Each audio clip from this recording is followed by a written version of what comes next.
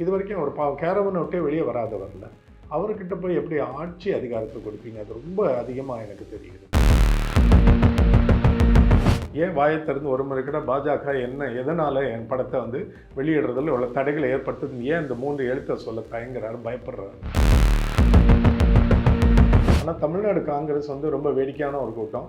15 தலைவர்கள் இருந்தால் 15 ஃபேக்ஷன்ஸ் இருக்குது கட்சி காலகாலமாக. ஒருத்தருக்கு ஒருத்தர் ஒத்தே வர மாட்டாங்க. ஆளுக்கு ஒரு அறிவிப்பு தைரியமாக அறிக்கையை கொடுப்பாங்க. ஒருவேளை காங்கிரஸ் அப்படி போய் விஜயோட அலைன் பண்ணி டிஎம்கே அலைன்ஸ்லேருந்து வெளியில் இருந்தால் அதை விட தன்னை அழித்துக் கொள்கிற முட்டாள்தனமான திட்டம் காங்கிரஸ் வேற நினைக்கவே முடியாது. அப்போல்லாம் பளிச்சுன்னு விளையாண்டு இருக்கணும், எல்லாம் அழகாக இருக்கணும், தூக்கிட்டு வந்து உடனே நடிக்க வச்சிடலாம். அரசியல்வாதி அப்படி தூக்கிட்டு வந்து போகிற வழியில் அங்கே பார்த்து இவனை தலைவன் ஆக்கலான்னு நினைக்கிறேன், இவன் நல்ல உயரமாக இருக்கான் கூட்டம், அப்படிலாம் ஆக்க முடியுமா? குழந்தையால் தெருவில் கார் ஓட்ட முடியாது, ஆனால் தான் ஓட்டுறதா நினச்சிக்கல. அந்த குழந்தை கார் தான் விஜய் ஓட்டிகிட்டு இருக்காரு, முதல்வர் ஆகணுன்ற ஆசை. தம்பி அது வேற, அங்கே அவனை கொண்டாடு, தியேட்டரில் ரசி, கைத்தட்டு. இங்கே வந்த உடனே அவன்கிட்டயே கேள்வி கேளு, என்ன நீ அங்கே நல்லா பண்ணுவானா, இங்கே உனக்கு என்னன்னா தெரியும்னு அவன்கிட்டயே கேளுன்னு தான் நம்ம சொல்கிறோம். நியூஸ் பிக்ஸ் இந்தியா நேயர்களுக்கு வணக்கம். இன்று நம்மோட சிறப்பு விருந்தினர் இசைக்கலைஞர், அதுக்கப்புறம் அரசியல் விமர்சகர் திரு ஜேம்ஸ் வசந்தன் அவர்கள். வணக்கம் சார். வணக்கம். உங்களை வந்து எங்களுக்கு ஒரு பாப்புலர் மியூசிக் டைரக்டராக தான் தெரியும். ஒரு ஆஃப்டர் கொரோனா நான் நினைக்கிறேன், நான் உங்களை ஃபாலோ பண்ணுறதுலேருந்து அப்படி புரிஞ்சுக்கிறேன். உங்களோட சமூக வலைதள பக்கங்களில் தொடர்ந்து வந்து உங்களோட அரசியல் கருத்துக்களை நீங்கள் எப்படி பார்க்குறீங்க, இந்த சொசைட்டியை, எது வந்து உங்களோட பாலிடிக்ஸ் அப்படின்னு சொல்லி தொடர்ந்து நீங்கள் எழுதிட்டே வரீங்க. இப்போ குறிப்பாக வந்து விஜய் வந்து சினிமாவை விட்டுட்டு, முழுசும் சினிமாவை விட்டுட்டு நான் அரசியலுக்கு வரேன்னு சொல்லியிருக்காரு. ஒரு ஃபேர்வெல் ஃபங்க்ஷன் மாதிரியே அந்த மலேசியா ஃபங்க்ஷனில் ரொம்ப தெளிவாகவே வந்து நான் அரசியலில் இறங்குறேன் அப்படிலாம் சொல்லியிருக்காரு.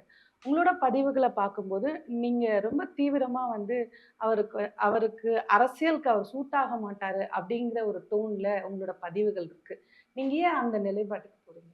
அவர் ஒரு முழு நேர நடிகர் இப்போ வரைக்கும். ஏன்னா இப்போ இன்னும் ஒரு சில நாட்களில் அவருடைய படமும் கூட வெளியாக இருக்குது. இப்போ வரைக்கும் முழு நேர நடிகர். கடைசி பகுதியில் இப்போ ஓராண்டுக்கு முன்னாடி கட்சியை ஒரு ஆரம்பித்து மாநாடுகள் நடத்தி இறங்கியிருக்கிறாருல்ல, இப்போ தான் அரசியலுக்குள்ளே நுழையிறாரு. அப்போ அவருக்கு இந்த காலத்தை நம்ம தரணும் இல்லை. அவர் அரசியல்வாதியாக அவர் முதல்ல சமூகத்தை விளங்கிக்கணும், மனிதர்களை விளங்கிக்கணும், இங்கே இருக்கிற பிரச்சனைகளை விளங்கிக்கணும், இங்கே இருக்கிற தேவைகளை புரிஞ்சுக்கணும். அதற்கு பிறகு என்ன மாற்றம் தந்தால் இன்றைக்கி இருக்கிற இந்த கட்சிகளை விட, இந்த அரசாங்கத்தை விட இவரால் ஒரு மாற்றத்தை அல்லது முன்னேற்றத்தை கொண்டு வர முடியும்ன்ற தெளிவு அவருக்கு வரணும்ல. அந்த நேரத்தை கொடுக்கறதுக்குள்ளே இவர் தேர்தல் வந்துருச்சு. இல்லை, இவர் தவறான ஒரு நேரத்தில் வந்துட்டு உடனே தேர்தல் அரசியலுக்கு வந்து அதிகாரத்துக்கு வந்து ஆட்சியை பிடித்து முதல்வர் ஆகணுன்ற வரைக்கும் அது ரொம்ப அதிக பிரசங்கித்தனமாக எனக்கு தெரிகிறது. யாருக்குமே இது சாத்தியம் இல்லை. இது நடிகர் விஜய்க்கு மட்டும் இல்லை, தொடர்பே இல்லாத வேற ஒரு துறை. அதிலிருந்து வந்துட்டு எப்படி நீங்கள் ஒரு நிர்வாகத்தையும் அரசாங்கத்தையும் துறைகளெல்லாம் புரிந்து இத்தனையும் நீங்கள் செயல்பாட்டுக்குள்ளே கொண்டு வர முடியும்? அப்போ நீங்கள் அந்த காலத்தை எடுத்துக்கங்கன்னு சொல்கிறோம் என்ன போன்றவர்கள். இப்போ நீங்கள் அறிமுகத்தில் என்னை சொல்லும் பொழுது நான் அரசியல் விமர்சகன் கூட இல்லை, நான் ஒரு சமூகவியலாளர்.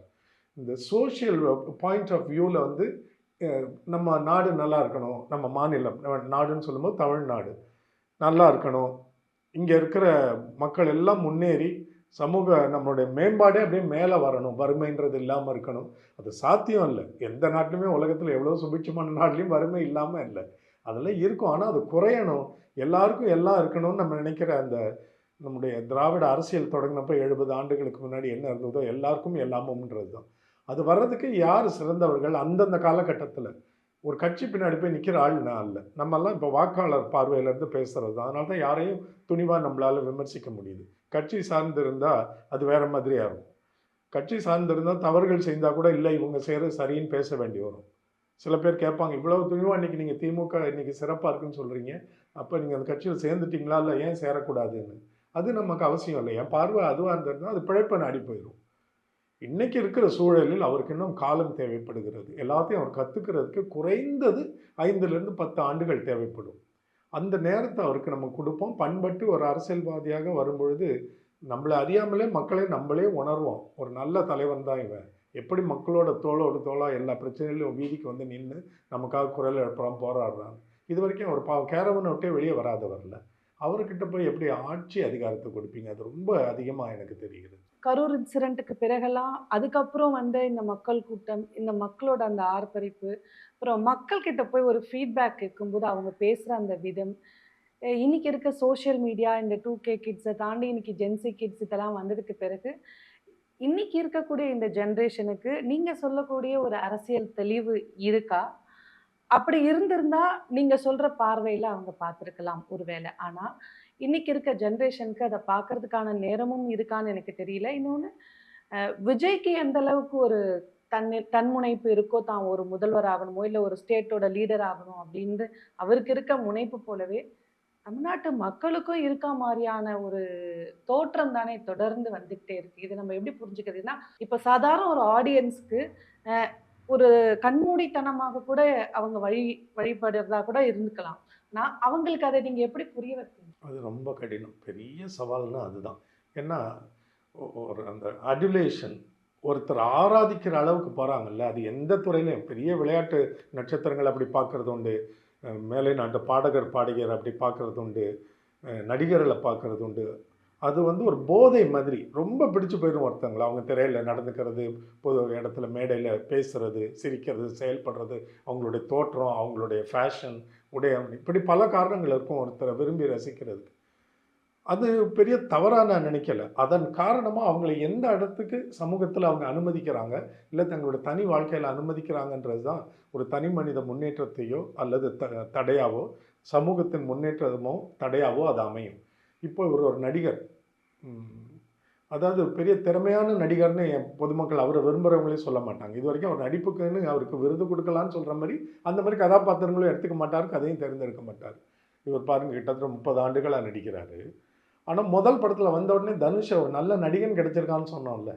அந்த மாரி தொழில்முறை நடிகர் இவர். சிறந்த நடிகர் அல்ல. ஆனா, எல்லாருக்கும் பிடித்து போகிற மாரி ஜனரஞ்சகமான வணிக ரீதியான கதைகள தேர்ந்தெடுத்து அந்த மாரி படங்கள பண்ணிட்டு இருக்க ஒரு புகழ்மிக்க நடிகர். நல்லா பாடுவாரு, ஆடுவாரு, உயரமா இருக்காரு, ஸ்டைலா உடை அணிவாரு, பேசுவாரு, வீரவசனம் பேசுவாரு, வில்லன்கள போட்டு அடிச்சு துவைப்பாரு. இது கமர்ஷியல் படங்கள். எல்லாருக்கும் ரொம்ப போக போக ரொம்ப பிடிச்சு போச்சு இவர. தொடக்கத்துல இவர யாரும் அவ்வளோ ரசிக்கல. காதலுக்கு மரியாதைக்கு பிறகு ரொம்ப வளர்ந்து வந்துட்டாரு. ஒரு ரசிகரா இவர நம்ம நேசிக்கலாம், ரசிக்கலாம், ரொம்ப பாராட்டலாம், கொண்டாடலாம். இளைஞர்கள் ஒரு கட்டத்த தாண்டி போயிருவாங்க. இந்தியால உங்களுக்கு தெரியும்ல, வெறித்தனமா படம் ரிலீஸ் ஆகுற அன்னைக்கு கட் அவுட்டுக்கு பால் ஊத்துறது, பஞ்சாமிர்தம் ஊத்துற அளவுக்கு ரொம்ப ஒரு அறிவுக்கு குறைந்து அந்த மாரியான சமூக செயல்பாடுகள்லாம் ஈடுபடுறாங்க. அத விமர்சிக்கலாம், சொல்லிக்கிட்டே போகலாம். ஆனா எங்க ஆபத்து தொடங்குதுன்னா, இவங்க மக்களை ஆள்கிற அரசியல் வட்டத்துக்குள்ள இவங்க வரணும்னு நினைக்கும் பொழுது, அதற்கு அவங்கள தயார்படுத்திக்கிட்டு வரலாம். நமக்கு பிடித்தது, பிடிக்காதது, விரும்புவது, விரும்பாதது, என் குடும்பத்துக்கு ஏற்றது, என் சமூகத்துக்கு ஏற்றது அப்படின்னு சொல்லி ஒருத்தர் கணவனை வந்து ஒரு நட்பு ரீதியில ரொம்ப நாளா பழகுற ஒருத்தனை ஏன் விரும்பி காதலை தெரிவிச்சு ஏத்துக்கிறோம்னா, அப்போ ஒருத்தருக்கு ஒருத்தர் ஒரு புரிதல் ஏற்படுது. என்னுடைய வாழ்க்கைக்கும், புரிதலுக்கும், என்னுடைய கனவுகளுக்கும், லட்சியங்களுக்கும் இவன் ஏற்றவன்னு ஒரு பெண் நினைக்கிறா. அதே போல ஒரு ஆண் ஒரு பெண்ணை நினைக்கிறான். அவங்களுக்குள்ள உறவு புரிந்து ஒரு திருமணத்துல வந்து முடியுது. அப்ப எல்லாத்துக்குமே ஒருவர் ஒருவர் புரிந்து கொள்கிற அந்த காலம் தான் ஒரு பக்குவத்தையும், ஒரு முடிவையும் கொடுக்கிறது. நடிகர் எப்படி முதல்வரா வர முடியும் அப்படின்னா, இந்த இளைஞர்கள் என்ன யோசிக்கணும்னா, இவர வந்து இவ்வளவு நாள் நடிகர் விஜயா இருக்காரு. இனிமே மனிதரான ஜோசப் விஜயா ஒரு தமிழகத்துக்குள்ள, சமூகத்துக்குள்ள வந்து கலக்கட்டும். எங்களோட இப்ப அவர பார்க்கறதுக்கு போய் அவ்வளோ கூட்டமா போய் நெரிசல்ல நின்னதுனால தான் நசுங்கி செத்து போறோம். அதெல்லாம் இல்லாம, எங்க வீதியில ஒரு பெரிய பிரச்சனை. இங்க சரியான சாலை இல்ல. இங்க தண்ணீர் வசதி இல்ல.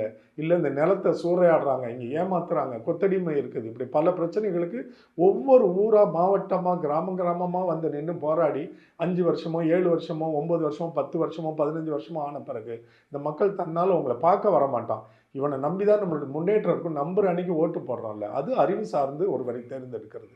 இன்னைக்கு நடிகரோட புகழ் மயக்கத்துல அவர கொண்டு வந்து இந்த இடத்துல வச்சு பார்க்கறது, இந்த பிள்ளைகளுக்கு உள்ள அந்த போதை எந்த இடத்தையும் நம்ம குழப்பிக்கிறோன்ற தெளிவு வரல. அது அந்த வயசுல ஒருவேளை நானும் இந்த மாதிரி ஒரு நடிகருக்கு இருந்திருந்தா எனக்கு தெரியாம போயிருந்திருக்குமோ என்னவோ. இன்னைக்கு அந்த மாதிரி இடத்துல இருக்கிறனால என் வயசுக்கு எனக்கு புரியுது. அந்த பிள்ளைகளுக்கு புரிய வைக்க வேண்டியதுதான் உங்களுடைய பொறுப்பு, என்னுடைய பொறுப்பு. அதை தான் ஊடகமா நீங்க பண்றீங்க. ஒரு சமூகவியலாளரா நான் பண்றேன். உடனே நான் பேசுறது கேட்டு அவ்வளோ பேரும் கிளம்பி வந்து இந்த கட்சிக்கு தான் ஓட்டு போடுவோம்னு யாரையும் சொல்ல வேண்டிய அவசியம் இல்லை. ஒரு தெளிவை ஏற்படுத்த வேண்டிய கட்டத்துல நம்ம இருக்கிறோம். நீங்க தொடர்ந்து சொல்லிட்டு இருக்கீங்க, இவர் தன்னிச்சையா செயல்படல. இவருக்கு பின்னாடி சில அமைப்புகள்லாம் இயங்குது. இல்ல அந்த அமைப்புகளுக்கு சாதகமா தான் இவரோட செயல்பாடுகள் இருக்குது அப்படின்லாம் சொல்றீங்க. வெளிப்படையா பேசும்போது அது பாஜக அப்படின்னு கூட நம்ம எடுத்துக்கலாம். இன்னைக்கு கோர்ட்ல வந்து ஜனநாயகம் படத்திற்கான அந்த சான்றிதழ், தணிக்கை சான்றிதழ் வந்து உயர்நீதிமன்றம் குடுக்க மறுக்கும்போது, இப்ப நமக்கு என்ன தோணுதா, பாஜக இவர வந்து இவரோட படத்த ரிலீஸ் பண்ண விடாம தடுக்குதோ அப்படின்னு தோணுது. இப்ப நீங்க சொல்ற அந்த நரேஷனுக்கும், இப்ப நடக்கிற இந்த செயல்பாடுக்கும் முன்னுக்கு பின் முரணா இருக்கே. ஒருவேளை இவர் வந்து ஒரு பாஜகவை எதிர்த்து தமிழ்நாட்டுல அரசியல் செய்ய ரொம்ப தீர்க்கமா இறங்கிட்டா, ஏன்னா இன்னும் ஒரு 3 மாசம் எலக்ஷன் வரப்போகுது. அப்ப அவர் களத்துல அந்த வேகமா இறங்கும்போது, அ அந்த அரசியல் பார்வை வேற மாரியில இருக்கும். இவர் பின்னணியில பாஜக இருக்கா இல்லையா? இல்ல இவர் பாஜகவை எதிர்க்கிறாரா இல்லையான்றதுக்கு இதை விட என்ன நிரூபணம் வேணும்? சென்சார் போர்டுன்னு நம்ம சொல்றோம். ஆனா டெக்னிக்கலி சென்சார் போர்டுனே ஒண்ணும் கிடையாது. It's called CBFC. Central board of film certification. Film certification இது வயது வந்தவர் பார்க்கிறதா, பெற்றோரோட ஒரு கைடன்ஸோட பார்க்கிறதா, குழந்தைகள் பார்க்கிறதான்றத சர்டிஃபிகேஷன் பிரிக்கிறது தான் சிபிஎஃப்சி. இந்த அமைப்பு எந்த அரசினுடையது? நம்ம எல்லாருக்கும் தெரியும் இது ஒன்றிய அரசுன்னு. அப்போ வந்து இதை திமுக அரசு சதி பண்ணுது. இதை இன்னும் வந்து பாஜ பாஜக ஆளுகிற அந்த ஒன்றிய அரசு எனக்கு தடை செய்கிறதுன்னு ஏன் அவரால் வாய் திறந்து சொல்ல முடியல? சொல்லணும்ல. இது வந்து சென்ட்ரல் கவர்மெண்ட் கட்டுப்பாட்டுக்கு கீழே வருது. அவங்களுடைய இன்ஃபர்மேஷன் பப்ளிசிட்டி ஒளிபரப்புத்துறை அமைச்சகம்னு இருக்குது. அதுக்கு கீழே வர்றது தான் இந்த சிபிஎஃப்சி. ஏன் வாயை திறந்து ஒரு முறை கூட பாஜக என்ன எதனால் என் படத்தை வந்து வெளியிடுறதில் இவ்வளோ தடைகளை ஏற்படுத்துதுன்னு ஏன் இந்த 3 எழுத்தை சொல்ல தயங்குறாரு, பயப்படுறாரு? இதுதான் பிக்கெஸ்ட் ப்ரூஃப். ஒரு இடத்துல கூட இப்போ சொல்கிறாரு இவ்வளவு தடைகள் வருது, தடைகளை ஏற்று நம்ம வருவோம் அப்படின்னு பொதுவாகவே பேசிக்கிட்டு போகிறாரு. திமுகவை மேடையில் ஏறுனா ஒரு 30 நிமிஷம் பேசுனா 25 நிமிஷம் திமுகவை துணிவாக திட்ட முடியுதில்ல திமுகன்னு. இப்போ நேரடியாக அந்த பிரச்சனையில் சென்சார் போர்டுன்னு சொல்கிற சிபிஎஃப்சியோட சர்டிஃபிகேஷனில் தடை வந்தால் இது பாஜக அரசாங்கத்தினால வர்றதுன்னு ஒரு முறை கூட ஏன் அந்த அந்த கட்சியினோட பெயரை உங்களால் சொல்ல முடியல? இது முழுக்க முழுக்க இது தொடர்ந்து வெளிப்படையாக காட்டிக்கிட்டே வராரு. அவர் வந்து அவங்களுடைய அச்சுறுத்தல்னால, மிரட்டல்னால கட்சி தொடங்கி இதை செயல்பட்டு கொண்டு வந்தவர். இப்போவும் அதில் தான் இயங்குகிறவர்ன்றதை நிரூபிச்சுக்கிட்டே வர்றாரு. அதிமுகவோட கூட்டணி பாஜகவோட உறுதியா இருக்கு. இந்த சூழ்நிலையில காங்கிரஸ் தொடர்ந்து வந்து திரு விஜய் அவர்களோட டைப் வைக்கிறதுக்கான ஒரு மூவ பண்ணிக்கிட்டே இருக்கிறதா தான் நம்ம செய்திகளை பார்க்குறோம். நேத்து வந்து பிரவீன் சக்கரவர்த்தி வந்து நான் விஜயை போய் பார்த்துட்டு வந்தேன். ஆனா என்னன்னு நான் அவங்க முன்னாடி சொல்ல முடியாது அப்படின்னு சொல்லி ஊடகத்து முன்னாடி அவர் பேசுறாரு. அப்ப அவங்களுக்கு வந்து விஜயோட போகிறதுல ஒரு இணக்கம் இருக்கிறதா ஒரு காட்டப்படுது இல்லையா? விஜய் விஜய் தரப்புலயும் தொடர்ந்து காங்கிரஸுக்கும் எங்களுக்குமான ஒரு பாண்டிங் இருக்குதுன்றத அவங்க தரப்புலயும் சொல்லிக்கிட்டே இருக்காங்க.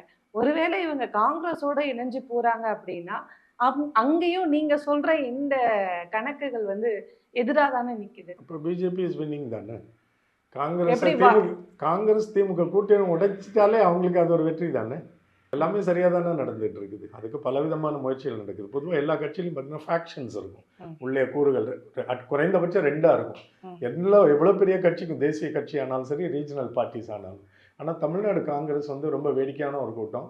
15 தலைவர்கள் இருந்தால் 15 ஃபேக்ஷன்ஸ் இருக்குது கட்சி காலகாலமாக. ஒருத்தருக்கு ஒருத்தர் ஒத்தே வர மாட்டாங்க. ஆளுக்கு ஒரு அறிவிப்பு தைரியமாக அறிக்கையை கொடுப்பாங்க. ஒன்றுக்கு ஒன்று முரணாக இருக்கும், நேர் எதிராக இருக்கும். மேல் இடத்துல வந்து ஒன்றும் யாரும் சொல்ல மாட்டாங்க. முன்னாடியாவது கட்டுக்கோப்பாக ஓரளவுக்கு இருந்தது. இன்றைக்கி தலைவர் யார், மல்லிகார்ஜுன் கார்கேன்னு இருந்தால் கூட ராகுல் காந்தி, சோனியா காந்தி குடும்பம் சொல்கிறது தான் எடுபடும் ஓரளவுக்கு.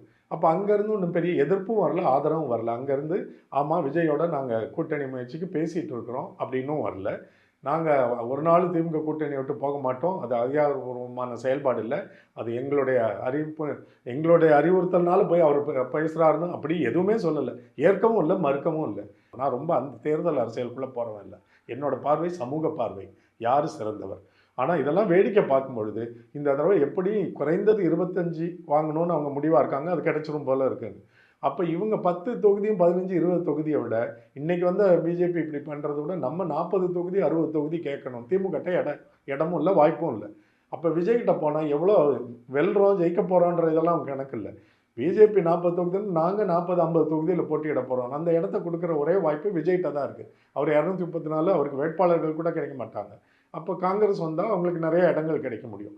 நிறையா இடம் நாங்களும் போட்டிடுறோன்ற ஒரு ஈகோவுக்காக போய் காங்கிரஸ் வந்து விஜய்கிட்ட போகணும்னு இப்போ நிற்கிறாங்க.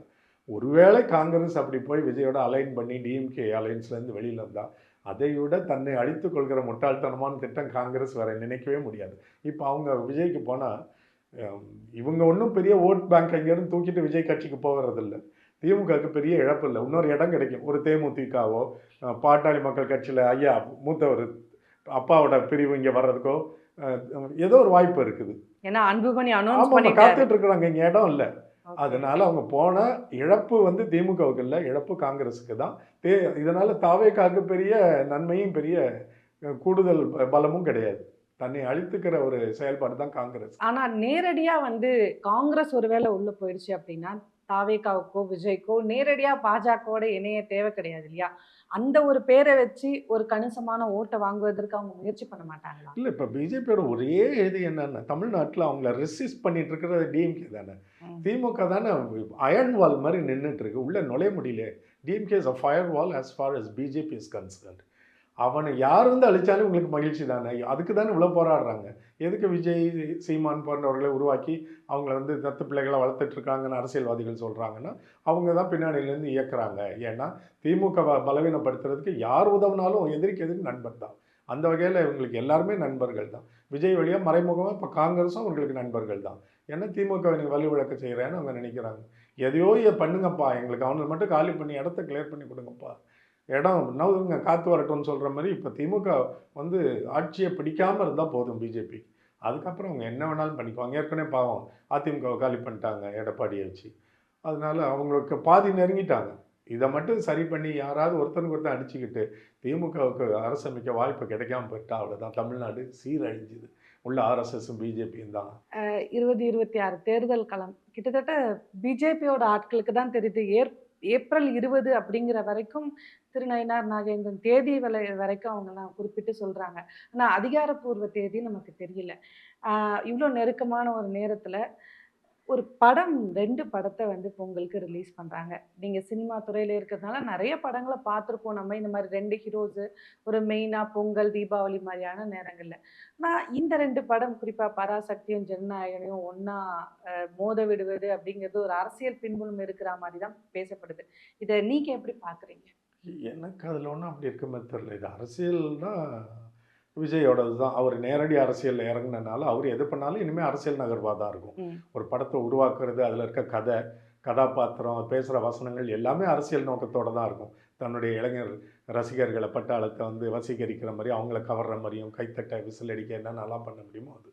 ஆனால் அதுக்காக அவரை எதிர்த்து இந்த படம் பண்ண மாதிரி எனக்கு தெரியல. சுதா கொங்கரா வந்து அப்படி ஒரு படம் உருவாக்க இல்ல, எதிர்த்து பண்ணல. ஆனா அந்த படங்கள் பக்கத்துல வர்றதுனால எதிர் நிக்க வைத்து ஒரு பேசு பொருளா ஆகுது இல்லையா? இவர் நேரடி அரசியலுக்குள்ள களத்தில் இறங்கினால இனிமேல் எது பண்ணாலும் இப்படி அரசியலாக தான் அது பார்க்கப்படும் அப்படின்னு நான் நினைக்கல. ஜனநாயகன் ஒரு கடைசி படம்னு சொல்கிறாரு. தேர்தலுக்கு முன்னாடி இதை வச்சு தன்னுடைய செல்வாக்கை இன்னும் வலுப்படுத்திக்கிறதுக்கும் அதிகப்படுத்துறதுக்கும் முயற்சி செய்கிற படம். அதுக்கு அரசியல் நோக்கம் இருக்குது. இந்த பராசக்தின்றது நம்ம வெளியில் கேள்விப்படுறது வந்து அந்த 60களில் நடந்த இந்திய எதிர்ப்பு போராட்டத்தினுடைய அந்த கால படம். அது பீரியட் ஃபில்ம். அப்படி இருக்கும்பொழுது இதை நம்ம நேரடியாக விஜய்க்கு எதிராக முடுக்கி விடப்பட்ட அரசியலாலாம் நான் பார்க்கல. இந்த வெளியீடு கூட அப்படி இருக்க வேண்டிய அவசியம் இல்லை. அவங்க முதல்லேருந்தே அப்படி தான் திட்டமிட்ட மாதிரி தான் எனக்கு தெரியுது. இவங்க பின்வாங்கிடுவாங்கன்னு அவங்க நினச்சிருக்கலாம், அவங்க கொஞ்சம் தள்ளி வருவாங்கன்னு இவங்க நினச்சிருக்கலாம். ஆனால் ஒட்டுமொத்தத்தில் நல்ல ஒரு திரைப்படத்தை எதிர்பார்க்குற மக்களுக்கு இது விருந்து தானே. பொங்கல் சமயத்தில் ஒரு 4-5 நாள் விடுமுறை இருக்கும்போது இதை ஒரு நாளும் அதை ஒரு நாளும் பார்க்குறது எல்லாம் நல்லது தானே. பிரிச்சுக்க வேண்டியது தானே. நீங்கள் கொள்கை கோட்பாடு அதெல்லாம் கூட நிறைய உங்களோட அந்த அரசியல் அத்தியாயம்னு 12 வரைக்கும் எழுதியிருக்கீங்கன்னு நான் நினைக்கிறேன். இல்லை, நிறைய இடங்கள்ல திமுகவோட கொள்கைகள் பற்றியெல்லாம் கூட நீங்கள் குறிப்பிட்டு எழுதுறீங்க. விஜய் கூட தனக்கு கொள்கை கோட்பாடு இருக்கிறதா தான் சொல்கிறாரு. அவரோட புகைப்படங்களை பார்க்கும்போது பெரியார் இருக்காரு, அம்பேத்கர் இருக்காரு, இன்னும் பல தலைவர்களை அவங்க முன் வச்சு தான் அவங்க பேசுகிறாங்க. ஆனால் அப்படியெல்லாம் பேசும்போது கூட உங்களுக்கு ஏன் அப்படி ஒரு நம்பிக்கை வர மாட்டேங்குது? ஏன்னா கிட்டத்தட்ட திமுகவில் இருக்கக்கூடிய முக்கியமான பல விஷயங்களை அவர் கோடிட்டு திமுகவுக்கு எதிராக செயல்படுவதாக தான் அவர் மேடைகளில் பேசுகிறாரு. அப்படி இருக்கும்போது நீங்கள் ஏன் வந்து அதை உங்களுக்கு அந்த எந்த இடத்துல ஒரு நம்பிக்கை இல்லை அப்படின்னு பேசுறீங்க? அவருடைய அடிப்படை அவர் பேசக்கூட வேணாம். அவர் உடல் மொழியிலே தெரிஞ்சு போயிடும் இன்னும் நான் அரசியல்வாதியாக பக்குவப்படல. இப்போது பாரதி ராஜாலாம் பார்த்தீங்கன்னா இப்போ கூட அது நடக்குது, பெரிய விஷயம் இல்லை. ஆனால் அந்த காலத்தில் சினிமாவில் நுழையிறது ஒரு வாய்ப்பு கிடைக்கிறதெல்லாம் ஒரு 25-30 ஆண்டுகளுக்கு முன்னாடி அவ்வளோ எளிதில்லை. இன்றைக்கி எல்லாருக்கும் வாய்ப்பு வந்துடுச்சு. யார் வேணாலும் நடிக்கலாம், யார் வேணால் பாடலாம், யார் வேணால் தயாரிக்கலாம், யார் வேணால் இயக்கலாம். தொழில்நுட்பம்லாம் பரவலாகிடுச்சு, மலிவாகிடுச்சு. ஒரு 30-30 ஆண்டுகளுக்கு முன்னாடி பார்த்தீங்கன்னா பாரதி ராஜா இன்னும் படத்துக்கு கதாநாயகி கிடைக்குன்னு காரில் போயிட்டே இருக்கும்போது நிழல்கள் படத்துக்கு அழகாக ஒரு பொண்ணு நிற்கிறா ஒரு பஸ் ஸ்டாப்பில், எங்கேயோ கல்லூரிக்கு போகிறதுக்கு எங்கேயோ. இவ தான் என் கதாநாயகன் பார்த்து முடிவு பண்ணேன்னு அவளை ஆளை விட்டு விசாரித்து வர வச்சு நிழல்கள் படத்தில் ரோகிணின்னு அறிமுகப்படுத்துவார். ஒவ்வொரு கதாநாயகியும் அந்த காலத்தில் இயக்குனர்கள் இப்படி தான் சொல்லுவாங்க. ஒரு நடிகன் நடிகையை தேர்ந்தெடுக்கிற மாதிரி தெருவில் இருந்து திடீர்னு பார்த்து ஒரு அரசியல் தலைவனை தேர்ந்தெடுக்க முடியுமா? அரசியல்ன்றது மக்கள் பணி இல்லையா? அப்போ மக்களையும் சமூகத்தையும் விளங்கி பண்பட்டு வரும்பொழுது ஒருத்தனுக்கு உள்ளே அப்படி அதில் ஈடுபாடு இருக்கிறவனுக்கு, மக்களை சார்ந்து சிந்திக்க தொடங்குறவனுக்கு பல முன்னாள் தலைவர்களுடைய, அரசியல் தலைவர்கள், உலக வரலாற்று தலைவர்களுடைய வாழ்க்கை சரிதையை படிப்பாங்க. அவங்க கூட்டங்களில் பேசின கட்டுரைகளை படிப்பாங்க. அந்த கொள்கைகளில் எது நமக்கு பிடிக்குதுன்றதை தேர்ந்தெடுக்காமல் இயல்பாக சில கருத்துக்களால் நம்ம வசீகரிக்கப்படுவோம். அதை நோக்கி பயணிப்போம். அந்த கருத்துக்களை சுமக்கிற தலைவன் நம்ம வாழ்கிற பகுதியில் யாருன்னு பார்த்து இயல்பாக அவன் பின்னாடி போவோம். அவங்களோட செயல்படுவோம். அப்போ நமக்குள்ள அப்படியே ஒரு எசன்ஸ் இறங்கி ஒரு காலத்தில் நம்மளால் அமைதியாக இருக்க முடியாது. நம்ம அமைதியாக இருக்கணும்னா கூட நம்மளால் முடியாது, தூக்க முடியாது. எந்திரிச்சு போய் பிரச்சனைகள் அடுத்த நாள் காலையில் பேசுவான். அவனால் அடக்க முடியாது. அந்த தலைவன் விஜய் இல்லை. அதுக்கு பயணப்படாமல் நேராக வந்து அதிகாரத்தை வரணுங்கிறது ரொம்ப சின்ன பிள்ளைங்க வந்து ரொம்ப பெரிய விஷயங்கள் இப்படி இப்படி கிங் இப்படிலாம் அடிச்சிக்குவாங்கல்ல. குழந்தையால் தெருவில் கார் ஓட்ட முடியாது, ஆனால் தான் ஓட்டுறதா நினச்சிக்கல. அந்த குழந்தை கார் தான் விஜய் ஓட்டிகிட்டு இருக்காரு, முதல்வர் ஆகணுன்ற ஆசை. எதுவுமே தெரியாதுன்றது அவரோட உடல் மொழியிலையும் அவர் பேச்சிலையும் தெரியுது. எதுக்கு உங்களுக்கு காகித தாள் பேப்பர்? உனக்கு மக்களை புரியுது, சமூகத்தை புரியுது, பிரச்சனை புரியுதுன்னா உனக்கு எதுக்கு பேப்பர் தாள்? எதுக்கு மற்றவங்க எழுதி தரணும்? எதுக்கு குறிப்பு வச்சுக்கணும்? பொதுவாகவே எல்லா தலைவருக்கும் குறிப்பு அது வச்சுக்கலாம். எல்லாருமே அப்படி சொல்லுவாங்கல்ல, மோட்டிவேஷனல் ஸ்பீக்கர் வச்சுக்கலாம். ஏன்னா இன்னைக்கு ஒரு மாணவரையோ இளைஞரையோ வேலை இல்லாதவர்களுக்கோ உற்சாகப்படுத்துகிற, ஊக்கப்படுத்துகிற ஒரு கெரியர் கைடன்ஸ் கவுன்சிலிங்கில் இந்த புள்ளியை நம்ம அவனுக்கு சொன்னால் அவனுக்கு விளங்க வைக்கலாம்னு திட்டமிட்டு போகிறது வேற. மக்கள் பிரச்சனையில் உனக்கு எதுக்கு பேப்பர்னு நான் கேட்குறேன். மற்றவங்க எழுதி தரனால தானே. ஏன்னா உனக்கு எதுவுமே தெரியாதுங்கிறேன். இப்போ பெரியார் படத்தை வச்சிருக்காரு, காமராஜர் படத்தை வச்சிருக்கிறாருன்னு, அம்பேத்கர்னு சொல்கிறாங்கல்ல. இப்போ நம்ம எல்லாம் வெறும் சமூகவியலாளர்களாக தானே இருக்கிறோம். இதெல்லாம் கூர்ந்து கவனிக்கிறோம், நமக்கு பிடித்ததை நம்ம ஆதரிக்கிறோம், நம்ம எதிர்க்கிறத வந்து விமர்சிக்கிறோம். இப்போ கூட்டு வந்த நடிகர் விஜய் இங்கே உட்கார வச்சு பெரியாரை பற்றி நீங்களும் பேசுங்க நானும் பேசுகிறேன்னு எவ்வளோ அவரால் பேச முடியும்? என்ன தெரியும் அவருக்கு? எவ்வளோ படிச்சிருக்கிறாரு? எதை வச்சு சொல்கிறீங்க? ஒருவேளை அவர் படிச்சிருக்கலாம், அவருக்கு தெரியுமேன்னு யாரும் கேட்க மாட்டேன். ஏன்னா தெரிஞ்சிருந்தால் பேசியிருப்பார். அண்ணாதுரையனுடைய லட்சியமும் வாழ்க்கை கொள்கைகளும் அவரோட அரசியல் கொள்கைகளும் செயல்பாடை பற்றி எவ்வளவு தெரியும்? அமர வச்சு நம்ம 3 பேர் விவாதித்து பேசினா அப்படியே இப்போ நம்ம நினைக்கிறத மக்களுக்கு நிரூபிச்சிடலாம் இவருக்கு ஒன்றுமே தெரியாது. இன்னைக்கு நிலைமையில் அப்படி இருக்கிறார் விஜய். நீங்கள் எல்லாம் கற்றுக்கிட்டு பண்பட்டு வாங்கன்னு தான் நான் சொல்கிறேன். வர வேண்டாம்னு சொல்லலை. அது எதுக்கு நம்ம டெமோக்ராட்டிக் கண்ட்ரில யார் வேணாலும். அது மட்டுமே இல்லை, அதுவும் அரசியலுக்கு வரணும்னா ஏதோ ஒரு ஆசை இருக்குன்றது நமக்கு புரியுது. ஆசை மட்டுமே இந்த இடத்த உங்களுக்கு அடைய உதவாதுங்கிற அறிவு தேவை. இந்த அரசியல் களத்தை பற்றி, அரசியல்னா நம்ம மக்கள் தானே. நம்ம வந்து கட்சியும் இதையும் அரசியலோட குழப்பிக்க கூடாது. மக்களுக்கான தேவைகள் இப்போ பாருங்க, ஒரு சின்ன இந்த வீடு தரேன், காரு தரேன், ஒவ்வொருத்தருக்கும் ஒரு இது வேணும். சின்ன பிள்ளை மாதிரி பேசுறாருல பாருங்களேன், அந்த சின்ன பிள்ளை கார் ஓட்டுற மாதிரின்னு. அவர் விஷயம் எல்லாமே சைல்ட்ஸ் ட்ரீம்ஸ் மாதிரி இருக்கு. அடிப்படை பொருளாதார அறிவு வேணும்ல. இவர் எத்தனை முறை வாழ்க்கையில் வந்து எத்தனை முறைன்றதை விட நம்மள மாதிரி எங்கே இருக்காரா? ஒரு துணி கடைக்கு போனாரா? சட்டை விலை இன்னைக்கு கண்ணு மூடிட்டு ஒரு சட்டை விலை சொல்லுங்கள். இப்போ நான் போட்டிருக்க சட்டையை நீங்களாம் பார்த்தீங்கன்னா உடனே சொல்லிடுவீங்க. ஏன்னா நம்ம ரிலையன்ஸ் ட்ரெண்ட்ஸுக்கு போவோம், ஜூடியோவுக்கு போவோம், மேக்ஸுக்கு போவோம். ஒவ்வொரு ஷோரூம்லேயும் இந்த பிராண்டு இந்த ரேட்டில் இருக்குது, இதெல்லாம் வாங்கி போடுறாங்க. இதெல்லாம் தானே பொருளாதார அறிவு. ஒருத்தனுக்கு பையிங் பவர் எவ்வளவு இருக்குது? இன்றைக்கி சமூகத்தில் விலைவாசி எப்படி இருக்குது? ஒரு மளிகை பொருட்களோ, என்றைக்கோ மனைவியோடைய அம்மாவோடைய கடைக்கு போய் மீன் கடைக்கு, மளிகை கடைக்கு, அரிசிக்கு என்ன விலை, என்னென்ன அரிசி ரகம்லாம் இருக்குது எல்லாமே தெரியணும்ல. இன்னைக்கு காவிரி டெல்டாவில் விவசாயி போராடுறான்னா உங்களுக்கு புரியணும். டெல்டாவில் என்னெல்லாம் பிரச்சனை இருக்குது, எதெல்லாம் புன்சை நிலம், எதெல்லாம் நன்சை நிலம், எதெல்லாம் வானத்தை நம்பி இருக்குது, எதெல்லாம் பாசனத்தை நம்பி இருக்குது. மழை பெய்யலைன்னா விவசாயி என்ன ஆகும்? எல்லாத்தையும் நீங்கள் ஓரளவுக்காக விளங்கிக்கிட்டு வரணும்ல. அடிப்படை பொருளாதாரமே மைக்ரோ எக்கனாமிக்ஸ் இல்லாமல் மேக்ரோ எக்கனாமிக்ஸ் கிடையாது. எதையுமே புரிஞ்சுக்காம நீங்கள் மேக்ரோ எக்கனாமிக்ஸ் பற்றி பேசுகிறீங்க. ஒரு சொசைட்டிக்கு இவ்வளோ பெரிய மக்கள் சமூகத்துக்கு வீட்டுக்கு ஒரு பைக்கு, இல்லை வீட்டுக்கு ஒரு காரு, இல்லை ஒவ்வொருத்தருக்கும் ஒரு வீடு, இதெல்லாம் சாத்தியமா? 8 கோடி மக்களுக்கு அப்படிலாம் முடியுமா? இன்றைக்கி ப்ராஸ்பரஸாக இருக்கிற யூரோப்பியன் கண்ட்ரிஸ் இருக்குல்ல, ஸ்வீடன், டென்மார்க்கெல்லாம், அங்கெல்லாம் கொடுத்துருக்காங்களா? அங்கே ஹோம் ஃபார் ஹோம்லெஸ் இல்லையா? அப்போ என்ன பிரச்சனை? இதெல்லாம் தெரிஞ்சுக்கிட்டு புரிஞ்சுக்கிட்டு பேசணும்ல. மைக்ரோ லெவலில் அடிமட்டத்தில் எதுவுமே தெரியாத குழந்தையா இருக்கிற விஜய் இதெல்லாம் பேசும்பொழுது நமக்கு ரொம்ப பரிதாபமாக இருக்குது. விஜயை பார்த்து பரிதாபப்படல, அவர் மக்களை பின்னாடி போகிறான்ல, லட்சக்கணக்காக போகிறாங்கல்ல, ஆணும் பெண்ணும், 18 வயசு, 20 வயசு, 21 வயசு, அவங்கள பார்க்க நமக்கு ரொம்ப பரிதாபமாக இருக்குது. தம்பி அது வேற, அங்கே அவனை கொண்டாடு, தியேட்டரில் ரசி, கைத்தட்டு. இங்கே வந்த உடனே அவன்கிட்டே கேள்வி கேளு. அண்ணா நீ அங்கே நல்லா பண்ணுவானா, இங்கே உனக்கு என்னென்னா தெரியும்னு அவன்கிட்டே கேளுன்னு தான் நம்ம சொல்கிறோம். 18 வயசு எதுக்காக? நம்ம இளைஞர்களை அவ்வளோ நம்பி தானே 21 வயசுல வந்து 18 வயசு வாக்குரிமை கொடுத்தோம். முன்னாடிலாம் 21 years minimum age to vote.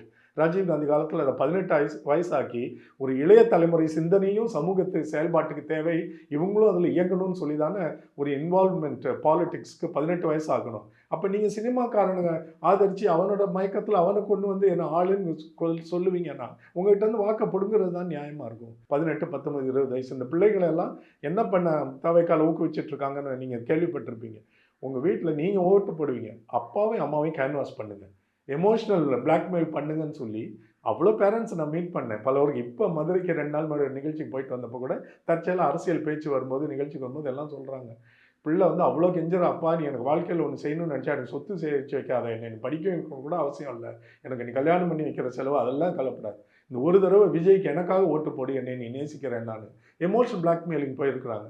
அந்த பேரண்ட்டும் என்ன சொல்கிறாங்க, என்ன பண்ணுறது இப்படி வந்து கேட்குறாளே, நான் காலகாலமாக வந்து இது பார்த்து சட்டப்பையில் ஜெயலலிதா படம், நான் அதிமுக பிரமுகர் ஒரு சின்ன அளவில், வட்ட அளவில், ஒன்றிய அளவில், ஆனாலும் என் பிள்ளைக்காக போட சொல்கிறாளே நான் எல்லா இடத்துலையும் தாவேக்கா வந்து இளைஞர்களை சொல்லி தூண்டிவிட்டு அவங்களுக்கு அவங்க சுயநலமாக தான் சிந்திப்பாங்க. பெற்றோரை வந்து இப்போ கேன்வாஸ் பண்ணி பிளாக்மெயில் பண்ணி அழுது போராடி அதோட வெளிப்பாடு தான் ஒரு பொண்ணு பேசினால, என் குடும்பத்தில் 9 பேர் ஓட்டு போடலான்னா அது 9 பேருக்கு விஷம் வச்சு கொண்டிடுவேன்னு அல்ல. ஒவ்வொருத்தரும் அது ஒரு மாதிரி விளங்கிக்குவாங்க. சிலர் நல்லத்தனமாக போய் அப்பா, இப்போ நான் பேசுனது ஒரு புத்திசாலித்தனமான பிள்ளை அழகாக அணுகிற அப்பா கிட்ட, நீ எனக்கு வாழ்க்கையில் ஒன்று செய்யணும்னு நினச்சின்னா வேறு எதுவும் வேணாம், விஜய்க்கு ஓட்டு போடு. இந்த பொண்ணு அதையே தீவிரமாக செய்யக்கூடிய தீவிரவாதின்னு வச்சுக்குவோம். தீவிரவாதி கெட்டவர்கள் இல்லை, தங்களுடைய கொள்கைகளிலும் கோட்பாடுகளிலும் மிக திடமாக உறுதியாக இருப்பவர்கள். பெற்றோர் அதை பண்ண துணிறாங்கல்ல. இப்போ ஒரு இனமாக நம்ம அழிஞ்சு போகிறது ஒரு நடிகன் வழியாக அந்த நாட்டுக்குள்ளே நடக்குதுன்ற வேதனையில் தான் நான்லாம் வந்து இப்படி சமூக ஊடகங்களில் என் நேரத்தை செலவழித்து இவ்வளோ பகையும் வெறுப்பையும் மக்கள்கிட்ட இருந்து சம்பாதிச்சு நான் பண்ணிகிட்டு இருக்கிறேன். இப்போ பாருங்களேன், நம்ம இந்த பக்கமே போலன்னு வைங்க, விஜய் பற்றியோ அரசியலை பற்றியோ சீமானை பற்றியோ அதிமுக பற்றியோ பிஜேபியை பற்றியோ எதுவுமே பேசலைன்னா தமிழ்நாட்டில் இருக்கிற 100% ஆதரவு எனக்கு இருக்கும்ல. நிகழ்ச்சி நடத்துகிறேன், இசை பிடிக்குது, எல்லாருக்கும் என்னை பாராட்டிக்கிட்டே இருப்பாங்க, எங்கே போனாலும் எனக்கு வேறு வாய்ப்பு கிடைக்கும், என்னை புகழ்வாங்க, எனக்கு நல்லது நடக்கும். ஆனால் அதையும் தாண்டி இப்போ நான் ஒரு அரசியல்வாதியை கொஞ்சம் விமர்சிச்சா அப்படியே 2ஆ பிரியுமா? என்ன அந்த கட்சி ஆதரவாளர்கள் என்னை கோவப்படுவானே, என் மேலே வெறுப்பு வருமா? இப்போ அடுத்தது சீமானை பற்றி நான் விமர்சிக்கிறேன்னா அவரோட ஆதரவாளர்கள் எனக்கு பகை வர ஆவாங்களா? விஜயோட அரசியலை விமர்சிக்கிறேன்னா அவரோட ஆதரவாளர்கள் லட்சக்கணக்கில் எனக்கு எதிராளிகள் ஆவாங்களா? இவ்வளவு பேரையும் எதிர்த்துக்கிட்டு என் தொழிலை பாதித்து கொண்டு ஏன் நான் பேசணும்னா, இந்த இயக்கம், இந்த தமிழ்நாடு அவங்க கரங்களில் போய் நாசமாக போயிடக்கூடாது, எதிர்காலம் நல்லா இருக்கணுமே அப்படின்ற அக்கறையில் தான் நான் எதிர்க்கப்பட்டாலும் வெறுக்கப்பட்டாலும் பகைக்கப்பட்டாலும் பேசுகிறேன். கிறிஸ்துமஸ் கொண்டாட்ட நிகழ்ச்சிகள் பற்றி நிறைய இடங்கள் எழுதியிருந்தது நான் பார்த்தேன். அதை தொடர்ந்து நார்த் இந்தியாவில் நடந்த சம்பவங்களையும் நீங்கள் பார்த்துருப்பீங்க. இது வரைக்குமே நிறைய அரசியல் தலைவர்கள் வந்து கிறிஸ்துமஸ் கொண்டாட்டத்தை பங்கேற்றிருக்காங்க, பேசியிருக்கிறாங்க, நம்ம பார்த்துருக்குறோம். ஆனால் இந்த கிறிஸ்துமஸ் கொண்டாட்டம் அப்படின்றது வந்து ஒரு தலைவரே வந்து பிரைஸ் அலார்ட் அப்படின்னு சொல்கிற வார்த்தை வந்து இதுக்கு முன்னாடி இருந்த எந்த தலைவர்களும் நேரடியாக தன்னை, அவங்க கிறிஸ்துவர்களாகவே இருந்தாலும் இந்துக்களாகவே இருந்தாலும் எந்த இடங்களுக்கு போனாலும் தமிழக அரசியல் வரலாற்றில் அது எந்த கட்சியை சேர்ந்தவர்களா தங்களை வந்து ஒரு செல்ஃபாக அசோசியேட் பண்ணிக்க மாட்டாங்க. எல்லாருக்குமான தலைவர்களாக தான் தங்களை வந்து காட்டிக்க விரும்புவாங்க. ஆனால் எல்லா மையங்கள்லையும் போய் பேசுவது ஒரு வழக்கமாக இருக்கு. ஆனால் திரு விஜய் அவர்கள் அந்த இடங்கள்ல போய் பேசுகிறாரு, அங்கே இருக்க பாதிரியார்கள் அவரை முன்னிறுத்தியும் பேசுகிறாங்க. அப்போது இது வந்து ஒரு மதச்சார்பற்ற ஒரு நாடாக தான் தொடர்ந்து தமிழ்நாடு வந்து இருந்துட்டு இருக்கும்போது இப்படியான முன்னெடுப்புகள் எதிர்காலத்தை இது அவர் புரிஞ்சுக்கிறாரா? இங்க இருக்க தன்மையை எல்லாரும் சேர்ந்து இருக்கக்கூடிய ஒரு நாடு அப்படிங்கிறத புரிஞ்சுக்கிட்டு தான் இந்த விஷயங்கள் எல்லாம் அணுகிறாரா? நீங்க அதை எப்படி பாக்குறீங்க? அவர் புரிஞ்சுக்கிட்டு தான் அந்த வேஷத்தெல்லாம் போடுறாரு. எதை புரிஞ்சுக்கிட்டுன்னா சமூகத்தை புரிஞ்சுக்கிட்டு இல்லை, அவருடைய ஏமாந்த இளம் ரசிகர்களை புரிஞ்சுக்கிட்டு தான் அந்த வேலையெல்லாம் பண்ணுறாரு. திடீர்னு பொட்டு வச்சுக்கிட்டு தெரிஞ்சார்ல, குங்குமம் வச்சுக்கிட்டு, அது ஏன் இத்தனை ஆண்டுகள் அவர் பண்ணலை? மன வலிமையும் திடமும் உறுதியும் இல்லாதவன் தான் இந்த மாதிரி நடிக்கிறதுக்கு ஒவ்வொரு முகமூடியாக மாற்றிக்கிட்டே இருப்பான். திடீர்னு இவ்வளோ நாள் குங்குமம் பொட்டு வச்சுக்கிட்டு தெரிஞ்சார், திடீர்னு வந்து கிறிஸ்மஸ் கொண்டாட்டம் நடத்தியிருந்தா பரவாயில்ல. மேடையில் முதல்ல வந்தோடனே சொன்ன வார்த்தை பிரைஸ் அலாட்னு. 51 வயசு வரைக்கும் பிரைஸ் அலாட்னு எங்கேயுமே ஒரு பொது வெளியில் பேசினது இல்லையே. ஏன் தேர்தலுக்கு 2 மாதம் முன்னாடி பேசுகிறேன்றது தான் அவர் வெட்ட வெளிச்சமாக தான் ஒரு ஏமாத்துக்காரன்றதை காமிச்சிக்கிட்டே வராரு. இன்னும் இந்த இளைஞர்கள் விழிச்சிக்கலைங்கிறேன் நான்.